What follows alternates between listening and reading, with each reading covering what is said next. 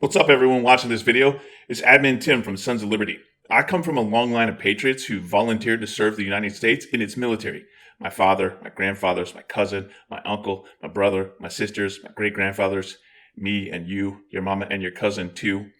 So one thing that I'm absolutely passionate about is the veteran community. I own an indie film company called Bravo Whiskey Charlie Films, and I do indie films where I try to use as many veterans in the cast and crew as possible. I've done my very best to use what little platform reach I can muster to bring awareness to issues affecting veterans. If you're new to the Sons of Liberty social media, you may not be aware that I've done a couple of videos talking about issues that are veteran specific, like Project 2025's damaging impact to the veteran community, Trump's plans to purge the military of left-leaning service members, or the claims of stolen valor that have been lobbed at Tim Walz.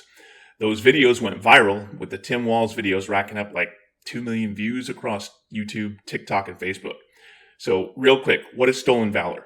It's basically impersonating someone in the military or claiming veteran status when in fact you never served. Lesser degrees of stolen valor include claiming that you were like an Army Ranger or a Navy SEAL or a Space Shuttle door gunner when in fact you never were. Hyping up your service to make you sound tactical. Now for you civilians who never served, this may not seem like a big deal. And I respect your opinion, but respectfully, ours is an elite fraternity, which includes women, of people who are willing to die for this country so that you don't ever have to face the horror of incoming fire. There's an implicit bond between service members and veterans that I've never experienced anywhere else. I can't explain it if you've never experienced it yourself. Now, it's no secret what are my feelings on that draft-dodging pussy Donald Trump. Well, actually, the word pussy is derived from the word pusillanimous, which means cowardice. I've called him out for referencing our fallen warriors as suckers and losers. I've dunked on him for mocking prisoners of war and Gold Star families.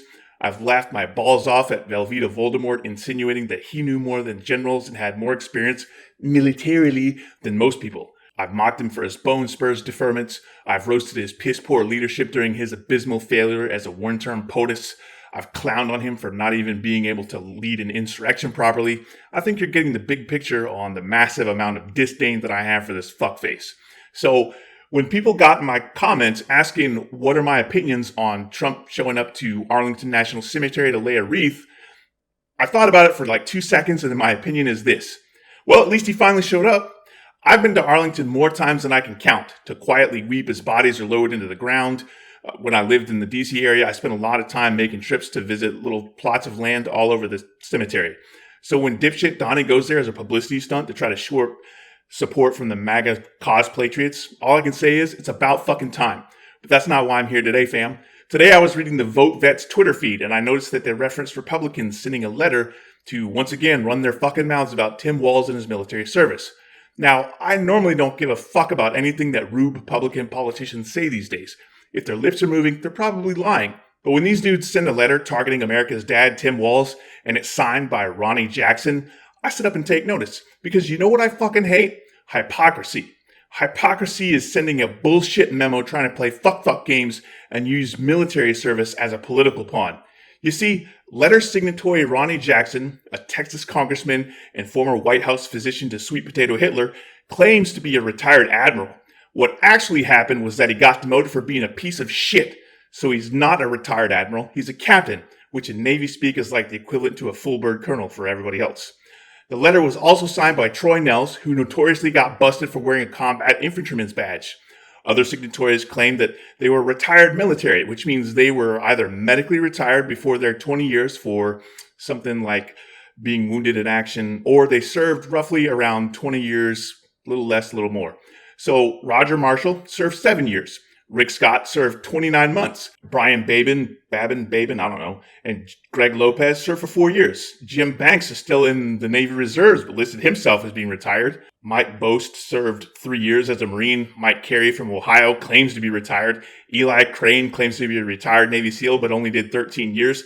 The list goes on and on. It's like well over half these fuckers are claiming honors that they just didn't earn. So when y'all MAGA cultist fuckfaces drink your red commie-flavored Kool-Aid and talk about Tim Walz, but not only are the GOP ranks riddled with stolen valor motherfuckers, but they also support a draft-dodging pussy and his VP candidate who changes positions on things more times than I do when I shoot ass-to-mouth porn with your mom. I just can't even. What? Where do y'all motherfuckers come from? Do you hear your fucking selves? Y'all some bitches make me sick to my stomach. Y'all are bootlicking simps for fascist frauds, and if you had any fucking shame whatsoever, you'd be ashamed of yourself. But then again, look at the fucking disgraceful motherfuckers in your own party. Expecting a shred of shame out of you is a bridge too far. I said it. Hashtag not sorry, not sorry. Admin Tim 316 says get fucked and die mad about it, bitch. 2 claps and a Rick. I know you want to do it with me. Woo!